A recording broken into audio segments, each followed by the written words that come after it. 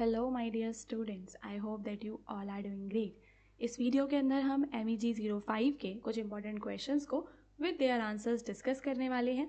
तो अगर आप हमारे चैनल पे नए हैं तो चैनल को सब्सक्राइब करना बिल्कुल मत भूलना। एंड MEG 05 इग्नू के जिन भी स्टूडेंट के पास है, मैं आपको बता देती हूँ कि ये पेपर आपको ज़्यादा डिफ़िकल्ट नहीं लगेगा एज़ कम्पेरिजन टू आपके जो दूसरे पेपर्स हैं। ओके, बट पढ़ना सबके लिए बहुत इंपॉर्टेंट होता है। अगर आप थोड़े बहुत क्वेश्चंस को पढ़ लेते हैं तो भी आप इजीली एग्ज़ाम को पास कर सकते हैं। मैं अपनी वीडियोस के थ्रू जितने भी इंपॉर्टेंट क्वेश्चंस हैं वो सभी आप सब लेकर आऊँगी। मतलब we are going to prepare on this channel. Okay, तो गाइस पहला क्वेश्चन जो है वो आपका रोमांटिसिज्म और क्लासिज्म से रिलेटेड है। रोमांटिसिज्म क्या होता है और क्लासिज्म क्या होता है ये आपको पता होना चाहिए। वो भी आपको किस उसमें बताना है, लिटरेरी क्रिटिसिज्म को ध्यान में रखते हुए आपको ये बताना है। ठीक है, एक चीज़ मैं यहाँ पे आपको क्लैरिफाई करना चाहती हूँ गाइस कि MEG 05 की आपको मेरे चैनल पे ना कुछ रिवीजन क्लासेस मिलेंगी। आई थिंक दो क्लासेस हैं जो कि मैंने अभी जून में कंडक्ट किया था। तो मैं आप सभी से रिक्वेस्ट करूँगी कि आप जो है मेरे चैनल पे जो मेरे ओल्डर वीडियोस हैं गाइस, आप उनको भी देखिए, बिकॉज वहाँ पे आपको जो भी टॉपिक्स हैं वो मिल जाएंगे। बिकॉज हर बार ना टॉपिक ज़्यादा थोड़ा बहुत ही डिफरेंस होता है, ज़्यादा डिफरेंस नहीं होता।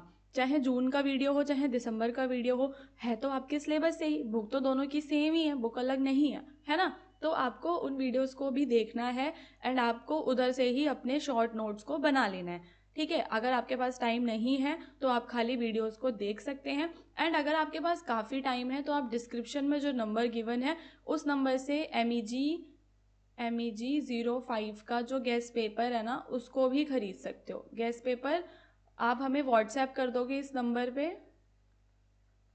ठीक है, आप हमें इस नंबर पे व्हाट्सएप करोगे तो आपको MEG 05 के notes, guest paper, what ever you need वो आपको मिल जाएगा पढ़ने के लिए। अब हम आते हैं अपने वीडियो पे जिसमें आपको बताना है कि कैसे जो रोमांटिसिज्म है गाइस वो क्लासिज्म से डिफरेंट होता है। अब यहाँ पे देखो मैंने आंसर का फॉर्मेट क्या रखा है। एक ना आपके मन में ये भी डाउट होता है कि एग्जाम में हम आंसर कैसा लिखेंगे।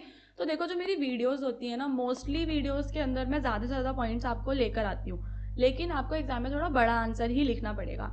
अब यहाँ पे कुछ स्टूडेंट्स कहते हैं कि आपके तो वीडियो में से जब हम लिखते हैं तो हमारा तो 500 वर्ड का आंसर ही नहीं बनता। तो गाइज मैं सिर्फ पॉइंट्स लेकर आती हूँ ना। अब कुछ बच्चे कहते हैं कि आपका जैसा वीडियो में आंसर है क्या आपके गेस्ट पेपर में भी ऐसा ही आंसर होगा। मतलब बच्चे कहते हैं कि आपके ना वीडियो में छोटे आंसर्स होते हैं। तो गाइज गेस्ट पेपर में आंसर्स आपको बड़े ही मिलेंगे, जो एग्जाम की वर्ड लिमिट है उसके हिसाब से ही मिलेंगे।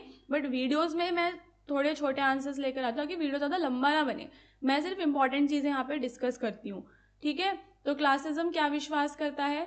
क्लासिज्म विश्वास करता है that all human beings are same, our thoughts and behaviour should be guided by reason not by emotions. तो ये व्यक्ति का जो ये रीजनिंग करने की जो एबिलिटी होती है ना, इस पे ज़्यादा फोकस करते हैं। क्लासिस्ट जो हमारे राइटर्स हैं वो कहते हैं कि लोगों को रूल्स फॉलो करने चाहिए, लोगों को डिसिप्लिन में रहना चाहिए एंड समाज में जो भी सोशल नॉर्म्स हैं जो भी उनको फॉलो करनी चाहिए अगर उन्हें एक अच्छी लाइफ जीनी है। तो बेसिकली ये फोकस कर रहा है रीजन पे, not on emotions, not on individual, but ये एक सोसाइटी की बात करता है। की आइडियाज़ की बात करें तो ये कहता है ह्यूमन नेचर यूनिवर्सल है, हर जगह हमें एक जैसे ह्यूमंस ही देखने के लिए मिलते हैं। और सबसे बड़ी बात जो इसमें आपको हाईलाइट होकर आ रही है वो क्या है कि ये कहता है कि people should control their emotions. तो जो व्यक्ति है उन्हें अपने इमोशंस को कंट्रोल करना चाहिए। Reason and order are more important than imagination. तो रीज़न एंड ऑर्डर इसमें ज़्यादा इंपॉर्टेंट होता है। ओके, तो दिस इज योर क्लासिज्म। अब एग्जाम्पल बताने से पहले मैं आपको फटाफट से रोमांटिसिज्म भी बताता कि आप दोनों में डिफरेंस कर पाओ।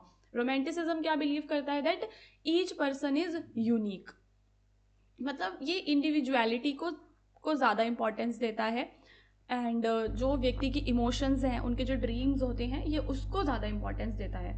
Human nature is not fixed, it is shaped by personal experiences. Romantic writers valued feelings, intuition, creativity and emotional truth. हमें उसमें जो रोमांटिक राइटर्स है ना उसके राइटिंग में हमें फीलिंग्स ज़्यादा देखने के लिए मिलती हैं, उनके राइटिंग्स में हमें क्रिएटिविटी ज़्यादा देखने के लिए मिलती है, जैसा हमें क्लासिज्म में देखने के लिए नहीं मिलता। Classicism is something rigid but romanticism काफ़ी ब्रॉड है है ना, वो इमोशनल चीज़ों को ज़्यादा फोकस करता है। की आइडियाज़ की बात करें तो ह्यूमन नेचर इंडिविजुअल है, ये कहता है, इट इज़ नॉट यूनिवर्सल, यानी कि हर एक जो व्यक्ति है वो अलग अलग होता है।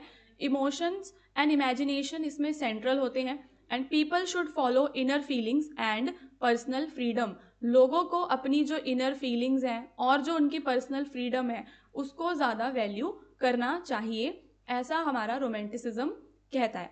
ठीक है, अब यहाँ पे हम एग्जाम्पल्स की बात करेंगे। तो एग्जाम्पल्स में देखो, क्लासिज्म में आपके एग्जाम्पल क्या क्या आ जाएगा। एक तो आपका अलेक्जेंडर पोप, जो कि एक क्लासिकल पोइट थे, उनका आप एग्जाम्पल दे सकते हो। उनका पोइट्री है ये, to is human to forgive divine showing belief in universal human quality. ठीक है, तो अलेक्जेंडर पोप जो कि आपके काफ़ी बड़े क्लासिकल पोइट हैं, उनके बारे में आप बताओगे इसमें। और आप इसमें बताओगे क्लासिकल ट्रेजिडीज़ के बारे में, जिसके अंदर हमें स्ट्रिक्ट मॉरल वैल्यूज़ वगैरह देखने के लिए मिलती हैं। और हाँ, एक और इम्पॉर्टेंट चीज़ कि जब हम इसको पढ़ते हैं ना क्लासिज्म को, तो क्लासिज्म की जो स्टोरीज़ हैं, ओके दिस वेट ओके, तो क्लासिज्म की जो स्टोरीज होती है ना गाइज, उसके अंदर अगर मैं हीरो को देखूँ, जो मेरा मेन कैरेक्टर होता है, वो मुझे कैसा देखने के लिए मिलता है उसमें, वो काम होगा, लॉजिकल होगा एंड बैलेंस लाइफ होगी उसकी, मतलब वो ज़्यादा इमोशनल नहीं होगा और वो लॉजिक पे ज़्यादा फोकस करेगा।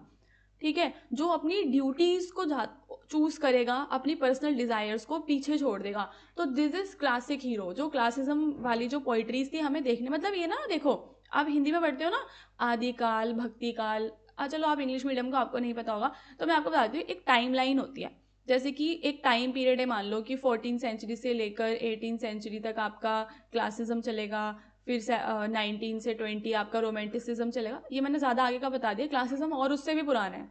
ठीक है, तो मैंने ना टाइमलाइन देखी नहीं है और मुझे अभी मेरे को रिकॉल भी नहीं हो पा रहा है इसकी क्या टाइमलाइंस थी, तो we will discuss in revision classes. Okay, क्योंकि मैं रिवीजन क्लास में ना सारे क्वेश्चंस को रिवाइज भी करवाती हूँ। एक और चीज़ गाइज, कि ना आपको डिस्क्रिप्शन में एक लिंक मिलेगा, जो कि लिंक है मेरे व्हाट्सएप चैनल का। तो आप ना उसको ज्वाइन कर लो, बिकॉज जब भी मेरी कोई न्यू वीडियो आएगी या फिर मैं मैराथन क्लास लेकर आने वाली होंगी, या मैं लाइव, क्योंकि अभी मैं दिसंबर से लाइव क्लासेस शुरू करूँगी, तो अगर मैं लाइव आऊँगी तो आपको ना वहाँ पे लिंक मिल जाएगा, तो आप वहाँ पे ज्वाइन कर लेना हमारे साथ, जल्दी से जल्दी आपको वीडियोस का पता चलता रहेगा। अब रोमांटिसिज्म में जो हमारे सबसे बड़े पॉइंट माने जाते हैं वो है विलियम वर्ड्सवर्थ, जो कि फोकस करते हैं पर्सनल फीलिंग्स एंड मेमोरीज पे। ठीक है, मतलब उनकी जितनी भी आपको पोएम्स मिलेंगी उसके अंदर वो मेमोरीज को ज़्यादा वो करते हैं। बायरन के अगर बायरन के जो हीरोज़ होते हैं वो कैसे होते हैं, देखो अभी मैंने तुम्हें हीरो का एग्जांपल दिया क्लासिज्म में, तो इसके अंदर क्या होते हैं, इसमें जो हीरोज़ होते हैं ये सोसाइटी के रूल्स को रिजेक्ट कर देते हैं और अपनी खुद की डिज़ायर्स को फॉलो करते हैं। It is opposite to classic heroes, है ना। शैली एंड कीट का भी आप एग्जाम्पल दे सकते हो, जो कि इमेजिनेशन और इनर एक्सपीरियंसेस को ज़्यादा वरीयता देते हैं अपने राइटिंग्स के अंदर। ओके, तो फटाफट से एक बार रिवाइज करते हैं। ओके, पॉइंट ऑफ ये रहा आपका, टेबल के थ्रू मैं आपको रिवाइज करवाऊंगी कि किसके अंदर क्या था। अगर आपको कुछ भी समझ में नहीं आया है, आप थोड़ा सा वेट कीजिए और इस टेबल को समझने के बाद आपको सब कुछ समझ में आ जाएगा। वैसे तो ये काफ़ी इजी चीज़ ही है, क्लासिज्म एंड रोमांटिसिज्म, कुछ भी ऐसा रॉकेट साइंस नहीं है, बट स्टिल आपको फोकस करना है। ठीक है, तो सबसे पहला पॉइंट ऑफ डिफरेंस हमारा किस पे रहेगा दोस्तों, ह्यूमन नेचर पे। क्लासिज्म ह्यूमन नेचर को कैसे देखता है और रोमांटिसिज्म कैसे देखता है। क्लासिज्म में ह्यूमन नेचर सेम है, रीजन को वो ज़्यादा इंपॉर्टेंस देते हैं। रोमांटिसिज्म में ह्यूमन नेचर इंडिविजुअल है, उसमें इमोशंस एंड इमेजिनेशन ज़्यादा होती हैं।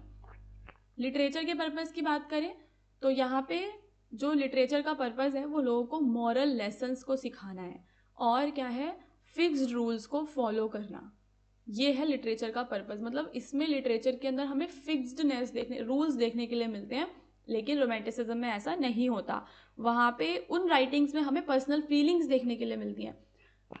देखो गाइज, एक समय है, एक समय रहा, मान लो कि एक एग्जाम्पल ले लो, ये सिर्फ मैं एक मतलब एग्जाम्पल दे रही हूँ, ऐसा रियल में नहीं है, बट आपको समझ आ जाएगा।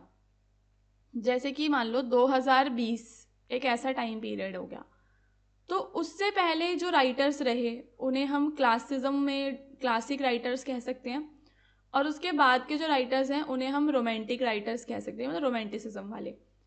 तो उस समय जो भी हमारे राइटर्स रहे, उनकी जो भी उन्होंने पोएम्स, पोइट्री, ड्रामा लिखा, वो सब क्लासिक लिटरेचर में आ जाएगा, और उसके रोमांटिक वाले उसके बाद वाला आ जाएगा, ठीक है। तो हम ना क्या करते हैं कि उसको ही पढ़ रहे हैं कि भाई उन दोनों टाइम लाइन्स में और उन दोनों समय में जो हमारे कवि रहे हैं उनमें क्या डिफरेंस है, उनके राइटिंग्स पर्पस जो है उनका क्या था, उनकी हमें स्टाइल कैसे थे लिखने के, वो सब हम इसके अंदर देखते हैं। तो क्लासिक वालों का पर्पस क्या रहता है, मॉरल लेसन्स को सिखाना, और इनका रहता था पर्सनल फीलिंग्स को जगाना। इमेजिनेशन इसमें बहुत ही लिमिटेड होती थी, इसमें तो सारा काम ही इमेजिनेशन का था।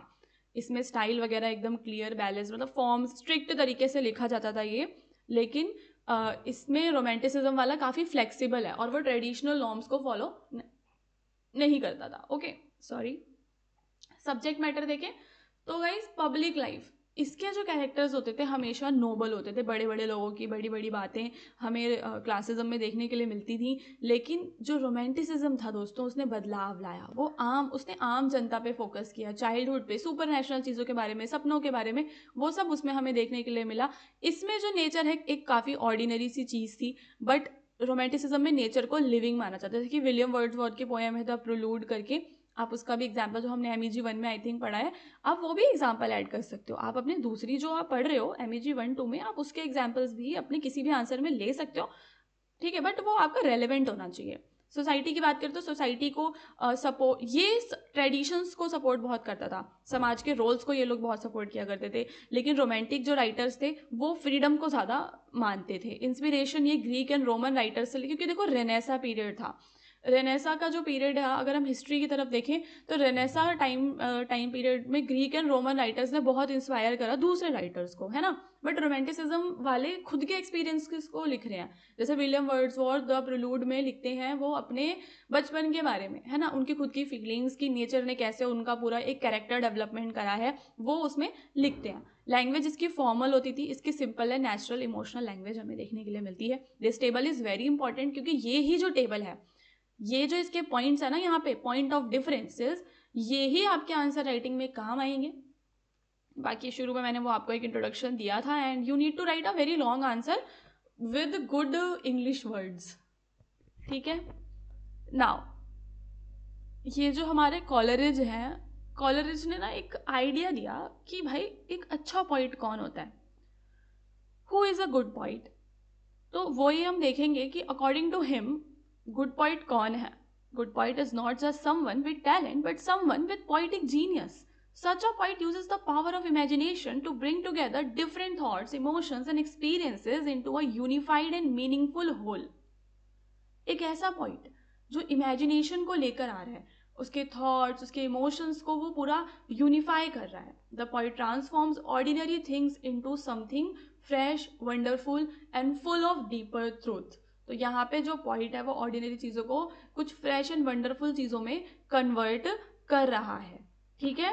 अब यहाँ पे वो क्या क्या पॉइंट्स हमें लेने, देखो इमेजिनेशन की पावर के बारे में कॉलरिज क्या बोलते हैं।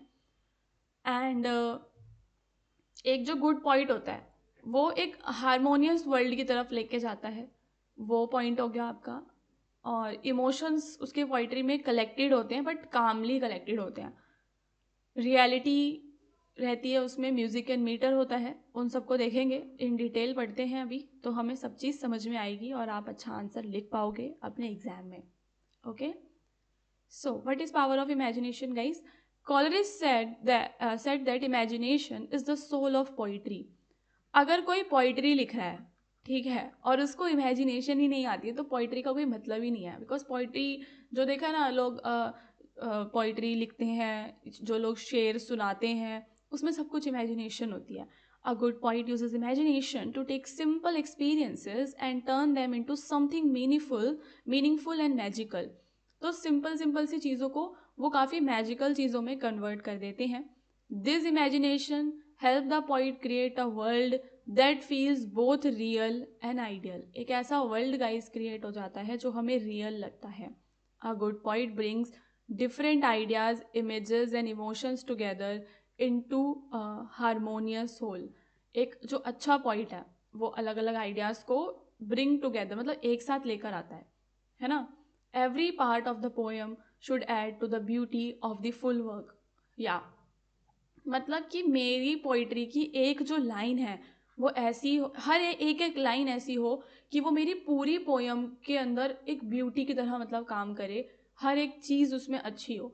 The poem should give pleasure, हर एक व्यक्ति को प्लेजर दे, मतलब इंडिविजुअल लाइन पढ़ूँ तो भी मुझे अच्छा लगे और ओवरऑल भी. जैसे एक आजकल आप देखते हो ना कि कोई मतलब एक सॉन्ग है तो कई बार तो हम देखते हैं कि रील्स में उसकी बस एक क्लिप वायरल हो जाती है, तो क्योंकि उसका बस वो क्लिप ही अच्छा है, दैट इज़ वाई सिर्फ वो वायरल हो रहा है. लेकिन अगर हम पहले के सॉन्ग्स की बात करें तो उनकी इंडिविजुअल एक एक सिंगल सिंगल जो लाइन होती थी ना वो भी व्यक्ति पे ओवरऑल इफेक्ट डालती थी. तो सेम ऐसे ही वो पोइट्री के लिए भी कहते हैं कि इंडिविजुअल लाइन भी आपको प्लेजर दे और ओवरऑल इफेक्ट डाले. Coleridge agreed that poetry comes from emotion but not from quick and uncontrolled feeling. अब ये नहीं है कि अभी किसी को बहुत गुस्सा आ रहा है तो उसने पोइट्री लिख दी, अभी कोई बहुत ज़्यादा खुश है तो उसने पोइट्री लिख दी. मतलब आती तो वो इमोशन से ही है बट काम इमोशंस होने चाहिए. क्विक एंड अनकंट्रोल्ड फीलिंग से आप कोई पोइट्री नहीं लिख सकते हो. A good poet looks back at emotions in a calm movement and shapes them into thoughtful art. जैसे कि आज मेरे साथ कुछ हुआ, something good happen to me today, तो मैं 4 दिन के बाद में उसको सोचूंगी और एक कामनेस में उसके बारे में लिखूंगी, एक थॉटफुल आर्ट क्रिएट करूंगी. ये नहीं कि मेरे अभी अभी साथ साथ में लिख रही हूँ मैं, कि वो मोमेंट भी इंजॉय करूँ साथ साथ में लिख भी रही हूँ. तो वो कहते हैं कि आपको अपने इमोशंस को कलेक्ट करना है. एक जो गुड पॉइंट होगा वो कैसे कलेक्ट करेगा, मतलब वो पहले वो सब चीज़ों को महसूस कर लेगा, उस वक्त से गुजर जाएगा एंड देन उसको लिखेगा. This help the poem become deeper and more balance. तो यहाँ पे उसकी पोएम काफ़ी डीप और बैलेंस्ड हो जाएगी. A good poet does not simply describe ordinary life. Instead, the poet add a fresh imaginative light. तो केवल वो उसमें कुछ इमेजिनेशंस को ऐड करता है and the mixture of reality and inner vision, दोनों चीज़ों का जो मिक्सचर होता है ना वो रीडर के माइंड के साथ एक बहुत अच्छा वंडर्स कर देगा. Coleridge believe poetry must have musical quality.